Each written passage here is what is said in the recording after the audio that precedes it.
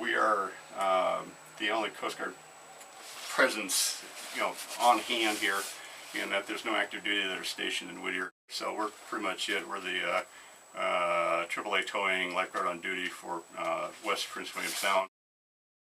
We have 3 safe boats stationed around South Central Alaska. The safe boat must run every weekend, so we have lots of volunteers that are trained, that are trained in operations to take the safe boat out. These boats are between Labor Day and Memorial Day are underway on patrol every weekend. It's usually Friday, Saturday, and Sunday, manned by a Coast Guard auxiliary volunteer coxswain, so a boat driver, and a crew member as well. They have a 24-hour watch. There's somebody sitting at the radio 24 hours a day, 7 days a week, holidays included. There'll be auxiliary volunteers that will come in and they'll man the radio. They're also meet and greet for the folks coming off the cruise ships on the weekend. But we'll have the radios on channel 16 and also on 21, which is our communication channel with the Coast Guard sector Anchorage. And we've got a big chart of the area which we operate in, our area of operation, AOR, that if somebody gets in trouble down in Koros Passage, they know this boat's closest and they'd be the one that would be going down. Just a real helpful way of doing things. Our area of operation is 40-mile range, 40-mile radius, so if Whittier's here, we're covering pretty much all this. A manual dewatering device is required to have on board your vessel, whether it's a fancy bucket like this or one of the hand pump things. This is one of those multi-use items that's probably not a bad idea to have. You're also required to have some sort of rag to soak up any spilled oil in a bucket. So, we have an oil disposal method or means. What were they? They're like they're like big white squares that pick up only oil. I forgot what they're called.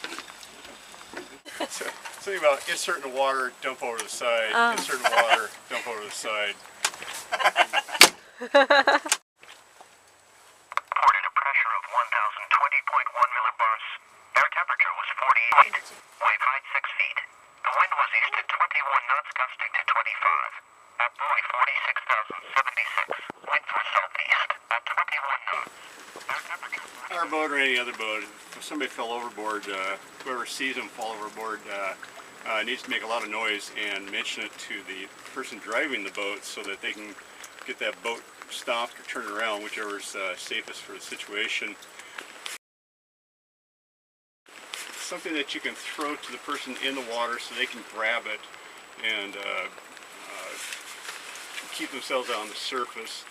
Linda has a throw bag here which has a weight on one end of the line, and this is a 70-foot line. The kayakers are, they got to deal with the rain and waves coming in from boats going by and everything else, and quite frankly, if the light's not good, it's real hard to see a kayaker from your boat, so it's best for them to travel in groups. This summer, one of the guys brought in a catamaran that had a hole in the bottom, and so it was filling up with water.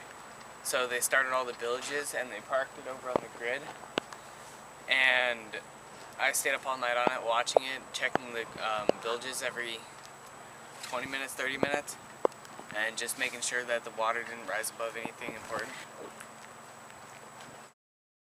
It's been the most fun any middle-aged grandmother could possibly have, between playing with safe boats, helicopter operations, boating with a lot of really good friends, learning new skills all the time. You can't beat it. We feel like the more we know, then the safer we are. And if we're able to share with the other folks that are out here, then we can maybe keep them safer as well. It's all about safety. I've run out of things to say that are exciting and glamorous. There you go.